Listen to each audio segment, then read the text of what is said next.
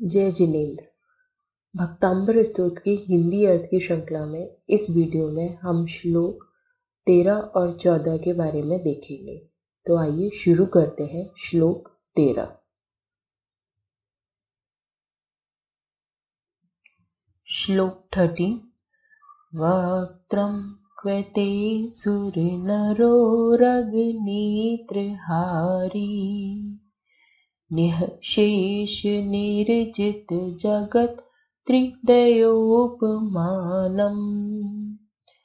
बिम्बं कलङ्गमलिनं क्वेनिशाकरस्य यद्वासरे भवति पाण्डुपलाशकल्पम्। Next line में श्लोक 13 का हिंदी अर्थ।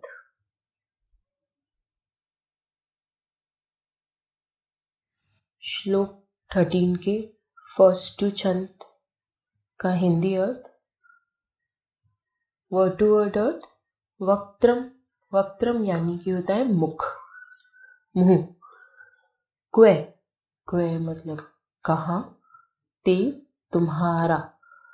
सुर नरो रक, ये साथ में देखते हैं। सुर नरो रक, तो इधर ये तीन चीजें हैं यहाँ पे। सुर प्लस नर प्लस उरक। सुर यानी कि देवता, नर यानी कि मनुष्य और उरग यानी कि नाग या नाग कुमार, जैसे धरेंद्र हो गए। ठीक है। नेत्रहारी, नेत्रहारी यानी कि जो नेत्र को हरने वाला है, हरण करने वाला है। और नेत्रों को हरने वाला कौन होता है? जो अत्यंत सुंदर होता है, जो बहुत ही सुंदर होता है। निःशेष, निःशेष मतलब जिसमें कुछ शेष नहीं रह गया, यानी कि कंप्लीट, कंप्लीट संपूर्ण रूप से। निर्जित, निर्जित जीत लिए है। फिर यहाँ पे जगत त्रिदयोपमानम, तो यहाँ से जगत त्रिदय ये तो साथ में आएगा और यहाँ संधि विच्छेद हुआ है उपमानम। ठीक है। तो जगत त्रिदय मतलब तीनों लोकों के, और उपमानम यानी उपमानों को। इसका हिंदी अर्थ देखते हैं। वर्ड टू वर्ड यहाँ से देखा, अब ये हिंदी अर्थ।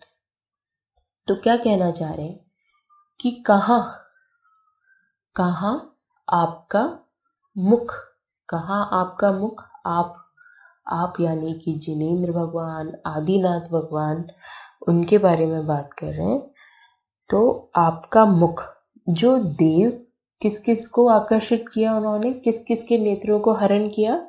देव, मनुष्य और नाग कुमार के नेत्रों को हरण करने वाला है क्या? आपका मुख। तथा जिसने संपूर्ण रूप से तीनों लोकों की उपमानों को जीत लिया है। मतलब जिसे एक तो दो बात कही है यहाँ पे कि भगवान का मुख कैसा है, जो देव, मनुष्य और नाग कुमार के नेत्रों को हरण करने वाला है, और जिसने तीनों लोक में जितनी भी उपमाएं होती हैं उससे सारी उपमानों को जीत लिया है। जो बेस्ट, आप किसी चीज को बेस्ट टू बेस्ट चीज से कंपैरिजन कर सकते हैं, वो सारी उपमानों को जिन्हें भगवान ने जीत लिया गया। वैसे तो उनका कंपैरिजन किसी से कर नहीं सकते, पर हम उपमा देते हैं यदि कि उनका मुख ऐसा है या उनकी वो ऐसी है, तो वो जीत लिया है। ठीक है। एक तो वो है जिन्होंने सबके सारे संपूर्ण रूप से तीनों लोक की उपमानों को जीत लिया है। और आगे क्या कहना चाह रहे हैं वो नेक्स्ट टू स्लाइड्स में, नेक्स्ट स्लाइड में देखते हैं। श्लोक 13 नेक्स्ट टू लाइंस का हिंदी अर्थ। बिंबम, बिंबम यानी हो गया बिंब को, उसका प्रतिबिंब। ठीक है। कलंक, कलंक यानी धब्बा। मलिनम, मलिनम मैला हुआ, जो मैला हुआ है, जिसमें धब्बा है, मैला हुआ है, गंदा है। क्वे, क्वे यानी कि कहाँ। क्वे हमने पहले भी देखा है, कहाँ। ठीक है। कहाँ आपका मुखमंडल, कहाँ आपका मुख, ऐसे यहाँ पे कहाँ आया फिर से क्वे। निशाकरस्य, निशाकरस्य यानी कि चंद्रमा का, चंद्रमा का।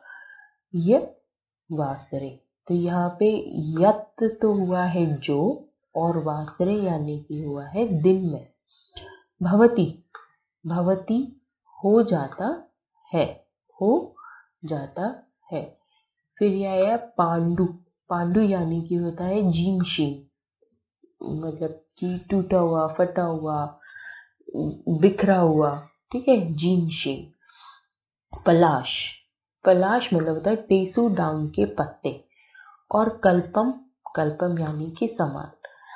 ये टेसू डांग के पत्ते के बारे में मैं थोड़ा सा बताऊं ताकि इसको समझने में आसानी रहेगी। अब तो नहीं, पहले के टाइम पे जब होली के कलर्स बनाए जाते थे तो ये टेसू एक तरह का पौधा है, पेड़ है, जिसके फूलों को क्रश करके उससे कलर्स बनाए जाते थे वाटर में मिक्स करके, डिफरेंट डिफरेंट कलर्स। तो ये वो टेसू डांग के पत्ते की वो बात हो रही है यहाँ पे कि आगे देखेंगे कि वो किस चीज़ से कंपेयर किया है कि वो फीका पड़ जाता है, ठीक है। तो इसमें क्या कहना चाह रहे हैं कि कहाँ काले धब्बे से मलिन हुआ चंद्रमा का बिंब। कहाँ कहाँ से आया था, क्वे, कि कहाँ काले धब्बे से मलिन, चंद्रमा में कहते हैं ना दाग होते हैं, तो वही कह रहे हैं कि कहाँ काले धब्बे से मलिन चंद्रमा का बिंब, जो दिन में रात्रि में तो बहुत सुंदर लगता है, ठीक है, और दिन में कैसा हो जाता है वो, दिन में जीन शीन हुए, मतलब टूटे हुए, जो गिरे हुए, बिखरे हुए टेसू के पत्ते के समान। मतलब टेसू के पत्ते को जब हम अच्छे से यूज़ कर ले, उसको वाटर में मिक्स करते थे, अब तो शायद नहीं उसका यूज़ होता है, पहले जब कलर्स बनते थे तो उससे, तो जब वो बुरी बेकार तरीके से हो गए हैं वो, तो वो टेसू के पत्ते के समान फीका और पीला पड़ जाता है।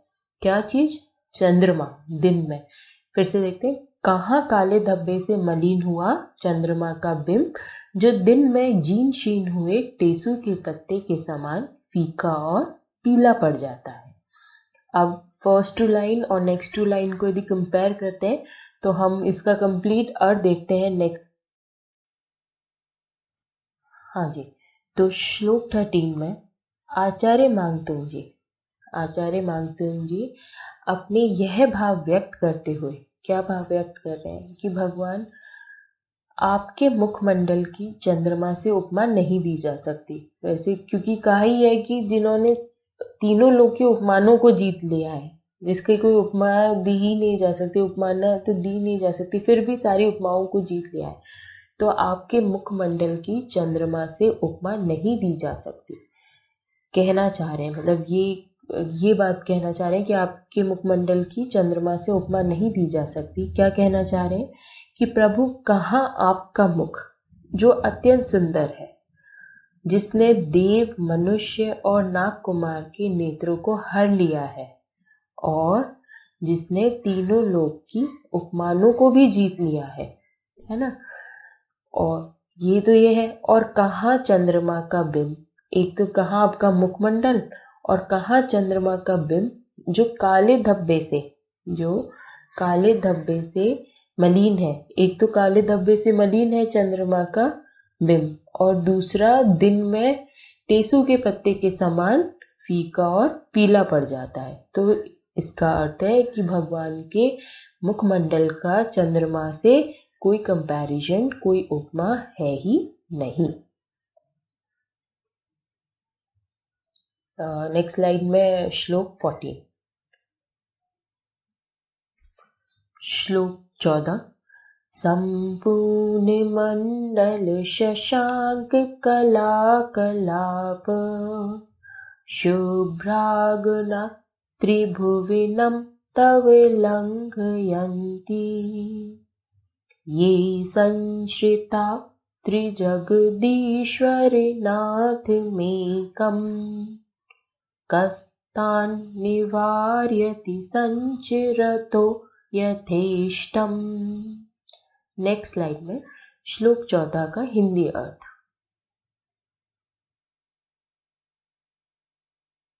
14 की फर्स्ट टू लाइन्स का हिंदी अर्थ, संपूर्ण मंडल शशांक, ये एक सारे संपूर्ण मंडल यानी कि पूर्ण गोलाकार, और शशांक यानी चंद्रमा, तो पूर्ण गोलाकार चंद्रमा यानी कि पूर्णमासी का चंद्रमा, ठीक है, फुल मून। कला कलाप, कलाओं के समूह के समान, कला कलाप, कलाप लास्ट वाले उसमें भी आया था, समान, इसके समान, कलापम, है ना, तो कलाप, तो यहाँ पे आया है कलाओं के समूह के समान। शुभ्रा यानी कि उज्जवल, हाँ, उज्जवल। गुना त्रिभुवनम, अब यहाँ पे हमें एक चीज ध्यान रखनी कि ये पहले भी मैंने किसी श्लोक में बोला था कि ये स्त्री ना बोले, ठीक है, तो ये गुना स एकदम धीरे बोलकर त्रिभुवनम, ठीक है, गुना त्रिभुवनम, तो यहाँ पे ये जो आधा स होता है त्रि के साथ जब आता है तो ये यहाँ बन जाता है, यहाँ पे ये बन गया है, ठीक है, तो ये गुना त्रिभुवनम, तो ये हो गया गुण प्लस तीनों लोकों की, तव यानी कि आपके, और लंघयंती यानी कि उल्लंघन करते हैं, ठीक है, तो इसका क्या मतलब है, हिंदी अर्थ देखते हैं कि पूर्णिमा के चंद्रमा की कलाओं के समूह के समान आपके उज्जवल गुण तीनों लोक में व्याप्त है। किस तरीके से, जिस तरीके से जब फुल मून होता है तो उसकी कलाएं, उसकी किरणें को जो समूह है वो सारी जगह से, सारी तरीके सब जगह फैला हुआ होता है, उसी तरीके से आपके गुण तीनों लोकों में व्याप्त है। 40 नेक्स्ट टू लाइन्स हिंदी अनुवाद। ये संश्रिता त्रिजगदीश्वर नाथ मेकम, तो यहाँ पे कह रहे हैं ये यानी कि जो, संश्रित, यहाँ पे फिर वही आधा स आया है त्रि के साथ, तो ये आया है यहाँ पे संश्रित, और ये त्रिजगदीश्वर, तो संश्रित यानी आश्रय लिया है, त्रिजगदीश्वर तीनों लोकों के नाथ, तीनों लोकों के नाथ, नाथ मेकम, नाथम प्लस एकम, नाथम प्लस एकम, एकम यानी अद्वितीय, यूनिक जो है, अद्वितीय, ठीक है, नाथ को, ठीक है। कस्तान, कस्तान का अर्थ हुआ है यहाँ संधि विच्छेद, कह प्लस तान, क यानी कि होता है कौन, और तान मतलब उनको, निवार्यति रोक सकता है, रोक सकता है, कौन उनको स्टॉप कर सकता है, ठीक है, रोक सकता है। संचरतः विचरण करने से, विचरण करने से, यथेष्टम, विचरण मतलब इसका और सिंपल हिंदी करें तो घूमने से, विचरण करने से, यथेष्टम अपनी इच्छा अनुसार, यथेष्टम अपनी इच्छा अनुसार, इसका कंप्लीट हिंदी और देखते हैं तब ये समझ आएगा। क्या कह रहे हैं, जिन्होंने, जिन्होंने जो कह ले या जिन्होंने कह ले, तो जो गुणों ने या जिन गुणों ने, किसकी बात हो रही, जो यहाँ आया है वो तात्पर्य है उसका गुणों से, भगवान के गुणों से, तो जिन गुणों ने एक अद्वितीय तीनों लोक के नाथ का, अद्वितीय जो यूनिक है, एकदम यूनिक तीनों लोक के नाथ का आश्रय लिया है, यानी कि जो गुण तीनों लोक के भगवान के हैं उनको अपनी इच्छा अनुसार, उनकी अपनी इच्छा अनुसार विचरण करने से कौन रोक सकता है। क्या मतलब है कि जो तीनों लोक के नाथ हैं उनके गुणों को, उनकी गुणों की चर्चा हर कोई करता है, उनके गुण स्वयं ही अपने आप ही सब जगह फैल जाते हैं, उनको कोई रोक नहीं सकता, क्योंकि वो इतने उनके गुण हैं, पूर्णिमा की चंद्रमा के समान, कि चंद्रमा, पूर्णिमा का जो चंद्रमा की कलाएं होती हैं उसके समान, जो पहले 2 लाइन्स में देखा था, तो वो गुण इतने हैं कि उनको रोक नहीं सकता कोई विचरण करने से। इसका कंप्लीट हिंदी, श्लोक 40 कंप्लीट हिंदी अर्थ। हे तीनों लोक के नाथ, पूर्णमासी के चंद्रमा की कलाओं के समूह के समान आपके उज्जवल गुण तीनों लोकों में व्याप्त है। आपके इतने गुण हैं जो पूर्णिमासी की चंद्रमा के समान है और जो तीनों लोक में व्याप्त है। क्योंकि तीनों लोक में व्याप्त है, क्योंकि जिन गुणों ने एक अद्वितीय त्रिलोकीनाथ का आश्रय लिया हुआ हो, उन्हें स्वेच्छानुसार, उनको अपनी इच्छा अनुसार विचरण करने से कौन रोक सकता है। मतलब विचरण मतलब यानी यहाँ हो गया अर्थात उसकी चर्चा से कौन रोक सकता है, अर्थात कोई नहीं। यहाँ पे श्लोक 14 का हिंदी अर्थ खत्म होता है।